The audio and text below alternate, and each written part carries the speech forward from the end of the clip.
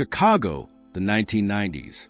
Amidst the towering skyscrapers and streets scarred by segregation, a new sound emerged. It was a perfect, lethal blend of the sacredness of gospel and the raw grit of the streets. The man behind that sound was Robert Sylvester Kelly, a genius with the uncanny ability to turn any pain into a ballad that could bring the world to its knees. He stood there at the zenith of fame, leading a choir in a song about believing he could fly, believing he could touch the sky. The world wept in unison. They worshiped him as the new messiah of R&B, but that was only half the truth. While millions use his music for their happiest milestones, from weddings to graduations, behind the velvet curtains of his Chicago studio, the king was busy building a kingdom of ghosts. He wasn't just recording music. He was harvesting souls. Kelly was quietly operating a private sex cult in the heart of America, where underage girls were turned into psychological slaves, forced to ask for permission just to eat or use the bathroom. Welcome to Society Noir. Today, we aren't just talking about a singer who went to jail. We are decoding how a predator manipulated a billion-dollar music industry, a legal system, and millions of fans for 30 years. How can darkness survive so long directly under the brightest spotlights? Robert Kelly wasn't born with a throne. He grew up in extreme poverty and violence in Chicago. Music was his only exit, but it was also the first tool he learned to use to manipulate the emotions of others. Kelly started as a street performer. Witnesses from that era recall that even with a cheap electric keyboard, he had the power to make passers-by stop and empty their pockets for him. It wasn't just talent, it was a form of sorcery. He dubbed himself the Pied Piper of R&B. In the classic fairy tale, the piper uses music to lure children into the woods, never to be seen again. Kelly didn't choose this nickname by accident. It was a confession hidden in plain sight as a brand. With the album 12 Play in 1993, Kelly redefined sensuality. He turned R&B into a religion of sex mixed with a manufactured innocence. He understood a fundamental truth. If you create music beautiful enough, the public will willingly close their eyes to your ugliest acts. In 1994, the world witnessed a strange and haunting event. The rise of Aaliyah, a 15-year-old girl with an angelic voice, under the mentorship of R. Kelly. The relationship was more than professional. A marriage certificate filed in Cook County, Illinois, sent shockwaves through the industry. It bore the names Robert Kelly and Aaliyah Dana Houghton. To legalize the union, Kelly and his team forged documents to turn a 15-year-old child into an 18-year-old woman. Let's pause and reflect. A man nearly 30 years old illegally marries a minor, and what did the world do? Almost nothing. The marriage was eventually annulled, but Kelly's career didn't even flinch. If anything, he was portrayed as a misunderstood romantic. This was a critical turning point. Kelly realized that with enough money and fame, he was above the law. Aaliyah was only the first public victim, a litmus test for how much the public would tolerate. While the public saw a star busy with world tours, inside luxury apartments and private studios, Kelly established a sophisticated psychological prison. His victims were often young girls, desperate to break into the music industry. He approached them as a father figure, a mentor, a daddy, but the moment they crossed his threshold, they became property. He imposed rules that belonged in a concentration camp. The girls had to ask daddy for permission to fulfill basic needs, such as eating, sleeping, or using a phone. The girls had to ask daddy for permission to fulfill basic needs, such as eating, sleeping, or using a phone. Any slight resistance, even something as small as making eye contact with another man, resulted in physical violence or public humiliation. Kelly did not do this alone. He had a fleet of enablers on a high-priced payroll. There were bodyguards who used force to bring girls back if they tried to run. There were female assistants, some former victims themselves, who were groomed to recruit new prey for Kelly. And most importantly, the silence of the record labels. As long as it's like, I Believe I Can Fly or Ignition, we're generating tens of millions in revenue. They chose to see no evil, hear no evil, and speak no evil about what happened in his studio. There's a bone-chilling irony when we listen back to his most successful track. A song about freedom, faith, and salvation was written by a man who was simultaneously imprisoning young souls in dungeons. I Believe I Can Fly wasn't just a hit. It was the ultimate moral shield. It gave Kelly a layer of sanctimony that made any accuser look like they were trying to tear down a black cultural icon. He used his art to turn the public into soldiers for his defense. For nearly 3 decades, Kelly lived as an uncrowned king, reigning over the pain of nameless women. He believed he was untouchable. He believed the silence bought with fame and fortune would last forever. But darkness, no matter how thick, cannot hide the truth forever. The first cracks appeared when a horrifying sex tape leaked in 2002, starting a chain of legal battles that Kelly thought he could simply settle with cash. He didn't know that a wave of fury was quietly building. Victims began to find each other. And when the hashtag Mute R. Kelly movement was born, the Pied Piper's empire began to rot from the foundation, the toxic catalyst and the decadence of justice. When you are a star worth hundreds of millions of dollars, the world around you ceases to consist of normal human beings. It transforms into an ecosystem of parasites. For Kelly to maintain his private sex empire for 3 decades, he didn't just need the silence of his victims. He required a dedicated team of corporate vultures, individuals perfectly willing to stain their hands in exchange for lucrative checks. Imagine a power structure where bodyguards weren't used to protect the star from the crowd, but to imprison young girls within velvet-lined rooms. Female assistants, who should have been a shield for their own gender, instead acted as handlers, hunting for new prey at concerts and promising a glittering music career under the guidance of the master. This was not a personal lapse in judgment. This was a systematic, hostile psychological takeover. At Kelly's sprawling estates in Chicago and Atlanta, he established a set of rules that would make even the most seasoned dictators blush. The girls were referred to as wives or pets, but in reality, they were psychological prisoners. They were forbidden from making eye contact with any other man. They were not allowed to leave their rooms without daddy's explicit permission. Even basic biological functions like eating or using the restroom became privileges granted from Kelly's throne.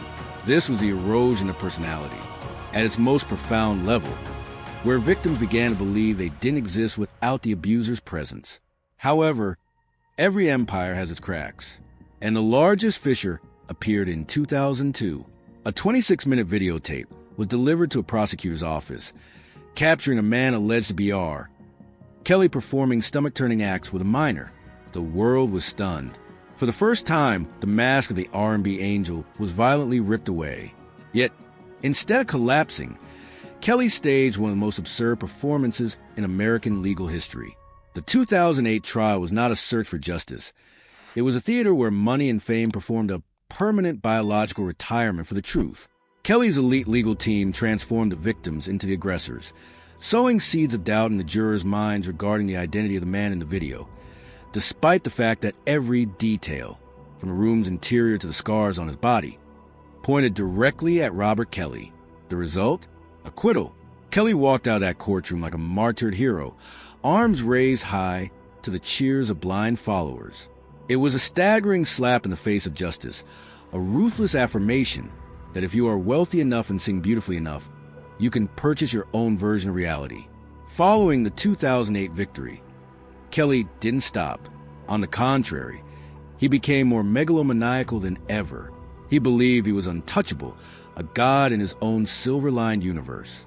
Kelly began constructing studios that were, in fact, psychological torture chambers. He recorded thousands of hours of video of his victims, not as art, but as blackmail tools to ensure they never dared to escape. He controlled them through a lethal combination of fear and financial dependency. Young girls, many still in their teens, were forced into degrading communal celebrations where their final shreds of dignity were methodically stripped away. But arrogance is often accompanied by blindness. Kelly forgot that we live in an era of information and awakening. The screams in the dark finally began to find one another. Families who had lost their daughters to the Pied Piper no longer feared the hollow threats from his legal department.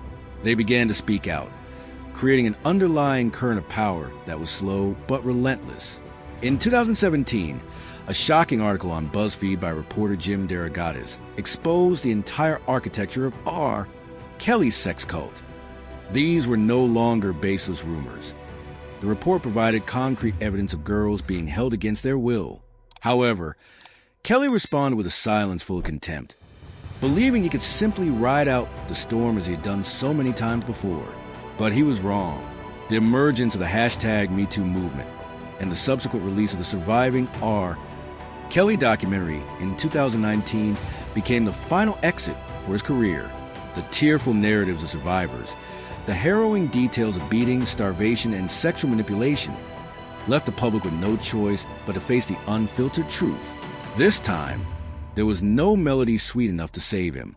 There was no jury that could be bought by the intoxicating fumes of absolute power. Robert Kelly, the man who once believed he could touch the sky, was now preparing for a terminal velocity fall into the abyss of retribution. Imagine a man once worshipped by millions, now sitting alone in a sterile interrogation room, facing the ghosts of his past.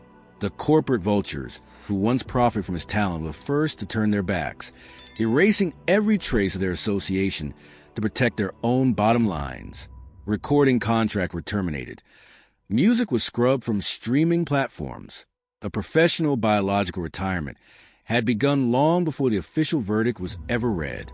This is not merely a story of an individual's crimes. It is a forensic autopsy of society that tolerated evil in the name of art. We allowed the silver syringe of power to infect our collective morality for far too long. And the price was paid in the shattered lives of hundreds of young women who believed in the promise of heaven, only to be trapped in a velvet-lined hell. Dissect M. Roy, MSC Chien Doi Ton Bo Part 3 Sang Tieng on Voi Van Fong Saxaw, Lan Lung Ba Cham Beam Dung Chat Society Noir, Dan Bao Dung Luong Tren 1002 Viet Dui Dang Van Ban Thuan Tui Kong Su Dung Kung Markdown, Deceptidong Su Ly, Dui De La Noi Dung Part 3, the final forensic autopsy and the collapse of a hollow empire. Welcome back to Society Noir.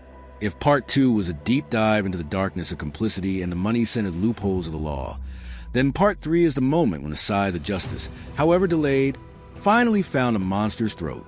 We are moving into ACT-5, the final forensic autopsy, a process of dissection not of a human body, but the ruins of a power that had rotted from within. In 2021, in a federal courtroom in Brooklyn, the 3-decade-long masquerade of Robert Kelly finally reached its conclusion. Imagine this setting. A man once hailed as a king of R&B, who once stood on the most brilliant stages, now sat huddled behind a medical mask and thick-rimmed glasses, facing a jury of ordinary people, those who were not mesmerized by melodic riffs or platinum records. This was no longer a musical stage. It was a forensic table, where every piece of evidence presented with a knife cutting away his final protective membrane. Federal prosecutors didn't just charge Kelly with simple sexual crimes. They elevated it to a case of racketeering. This was a lethal blow in terms of legal strategy. By using the RICO Act, originally designed to dismantle mafia syndicates, the U.S. government officially acknowledged that Kelly's entire career and entourage were, in fact, a criminal enterprise. The bodyguards, assistants, and managers we discussed in Part 2 were no longer viewed as devoted employees, but as cogs in a predatory machine lubricated by ambition and shamelessness. In this courtroom, the open loops, the psychological cycles we opened at the beginning of this narrative, began to close with a dry, hollow echo. One by one, women stepped onto the witness stand. They were no longer the pets or wives of Kelly's morbid imagination. They were survivors. Their testimonies painted a picture of systematic cruelty, from being locked in rooms without internal doorknobs to being forced to ask permission just to breathe, eat, or use the restroom. Kelly didn't just violate their bodies. He attempted a hostile psychological takeover to erase their very identities. What is the most ruthlessly satirical point here? It is the fact that Kelly still believed his presence possessed some sort of magic. He sat there, occasionally scribbling on a piece of paper, trying to maintain the facade of a misunderstood genius. But in the eyes of the jury, he was merely ridiculous, a relic of an era where fame could obscure even the most sickening crimes. The handwritten apology letters he had forced victims to write earlier, originally intended as insurance against accusations, now became ironclad evidence of his manipulation and cunning. When the sentence was handed down in June 2022, 30 years in prison for a litany of crimes, including sex trafficking and racketeering. It was not just a legal verdict. It was a permanent biological retirement for the career of Robert Kelly, the man who once sang, "I believe I can fly," now had to face the reality that he would spend the remainder of his life in a cramped space where the walls are not lined with velvet and there are no spotlights to illuminate his path. But Society Noir does not stop at looking at the convicted man. We must look at the corporate vultures and the entire system that tolerated him. After the federal trial in New York concluded, Kelly received an additional 20 years in prison in a separate case in Chicago in 2023. His empire disintegrated as quickly as a sandcastle when the tide rises. Recording contracts were terminated. His music was scrubbed from major platforms. An abrupt logout from civilized society, the professional death of art. Kelly provides a costly lesson in the psychology of power. He built a world where money and fame acted as a toxic catalyst, turning those around him into silent accomplices.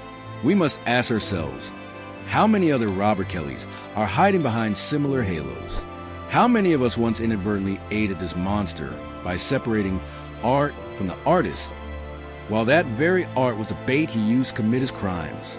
Kelly's downfall is a victory of persistence. It proves that screams in the dark, when reconnected, can create a seismic shift powerful enough to topple even the sturdiest thrones.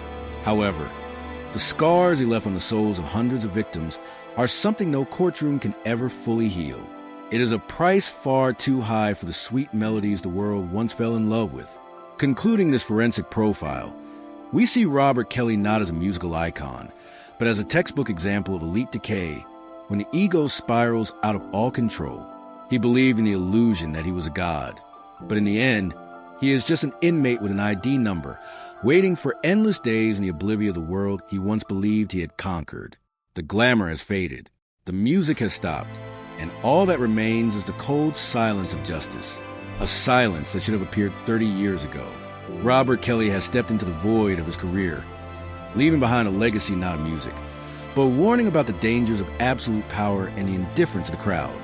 Thank you. Remember, in the world of luxury and fame, darkness often lies right beneath the brightest lamps. Do not be blinded by the silver glitter, for sometimes it is the very syringe injecting poison into our conscience